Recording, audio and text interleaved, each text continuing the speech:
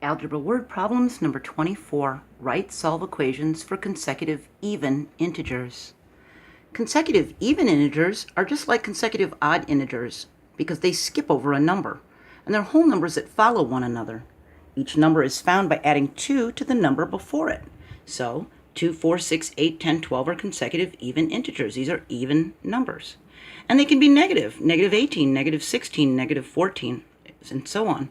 And each gets closer to 0 by adding 2 to it. So if we let x be the first consecutive, I should say even integer, then x plus 2 can be the second consecutive even integer, and x plus 4 can be the third one.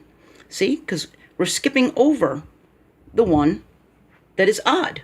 So if we have 2, 4, and 6 as our even integers, x could be 2, x plus 2, 2 plus 2 is 4, and then x, the 2, plus 4 would be 6, see? And then if we wanted 8, we'd have to add 6 to this one, wouldn't we, to get 8.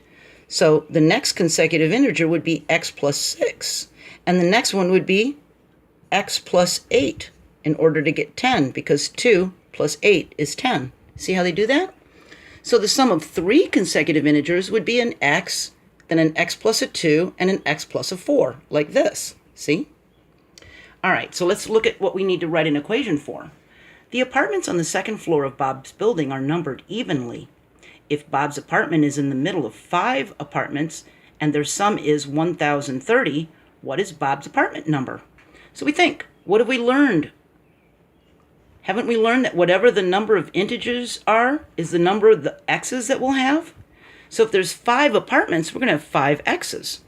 X, and then x plus 2, because we're skipping over the odd number. They're evenly numbered. Then we have x plus 4 for the third apartment, x plus 6 for the next apartment, and x plus 8 for the fifth apartment. And because they're evenly, we skip that odd number. See? That's why it's not going x plus 1, x plus 2, x plus 3. We need to skip over the odd numbers. So we end up with this. X plus 2, x plus 4, x plus 6, and x plus 8 for the 5 apartments. And they equal 1030. So now we need to combine the like terms, the 5 x's. See? 1, 2, 3, 4, 5. So however many consecutive numbers there are is going to be however many x's there are. Okay? Then we add the numbers 2, 4, 6, and 8 equals 20. So now we know we can create a 0 pair by subtracting 20 from this, and it'll just get discarded. And we end up with 5x equals 1010. 1030 minus the 20 is 1010. 1010.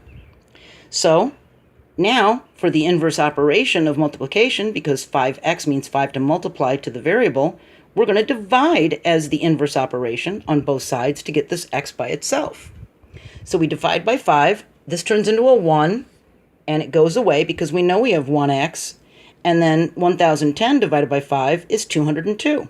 So we know x is 202. But what are the other apartment numbers? Well, if x is 202, then x plus 2 is 204, x plus 4 is 206, and x plus 6 is 208, and x plus 8 is 210. And in the middle of the 5 apartments, they said Bob's was the middle one, so his apartment is number 206. See? You see how we got that? Okay, so if you can remember that however many consecutive numbers there are is going to be how many x's you're going to have, and if you can remember when they're even or odd that you're going to be adding a 2, 4, 6, 8, whatever. If there's 2 consecutive numbers, you're just going to add 2. If there's 3 consecutive even or odd numbers, you're going to add 6. And if there's 4 consecutive even or odd numbers, you're going to add 12. 6 and 4 and 2 is 12. And if you add 5 consecutive even or odd numbers, you're going to be adding 20.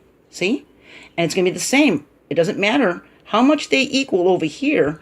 It's always going to be the 2x plus 2, the 3x plus 6, the 4x plus 12. It's always going to be that way if it's even or odd. Okay? Let's see what this one says. What is 20 less than the larger of 2 consecutive even integers if the sum is 46? So we think 2 consecutive integers means x plus 2, and their sum is 46, so we know it equals 46. We can combine these two x's and look, we get 2x. Two consecutive numbers, 2x. Just like I was saying, however many consecutive numbers or integers there are is what the number of x's you're going to have. So we've got 2x plus that 2, and it equals 46. So the inverse of addition is subtraction. So to get rid of this as a zero pair, we can subtract 2 from each side and get rid of this plus 2. Now we're down at 2x equals 44, see? And now because 2x means to multiply to the variable x, the opposite of it would be to divide. So we divide each side by the 2 to get rid of this 2. 2 over 2 becomes 1 as a fraction, because when the numerator and denominator are the same, it equals 1, right? We don't write the 1 in front of it. It's kind of an invisible 1. We know there's 1x there. 44 divided by 2 is 22. So now we know x is 22. But it said, what is 20 less than the larger? Well, if x is 22 and x plus 2 must be 24 then, because 22 and 2 is 24. And it says 20 less than the larger one. So 20 less than 24 is 4. So our answer is 4. So just remember, if there's 2 consecutive integers, it means 2x. If there's 3 consecutive integers, you're going to use 3x. 4 consecutive, 4x. 5 consecutive, 5x. And then, if it's just consecutive with the next number in a row, you're going to add 1 plus 2 plus 3 plus 4 like that, depending on how many integers you have. And if they're even or odd, you're going to skip and add 2 plus 4 plus 6 plus 8, depending on how many consecutive integers there are, okay? So if you can remember this, that however many consecutive integers are, that's how many x you're going to use, and to either count 1, 2, 3, 4 if they're in a row integers, or if they're even or odd, you're going to skip and do 2, 4, 6, 8 and add those. If you can remember that, you're going to be able to solve any consecutive integer problem, even, odd, in a row, whatever. You're going to be fine. You'll get an A on it, and you'll be doing great, okay? I'm going to continue on to our next topic, and I hope to see you there. Bye.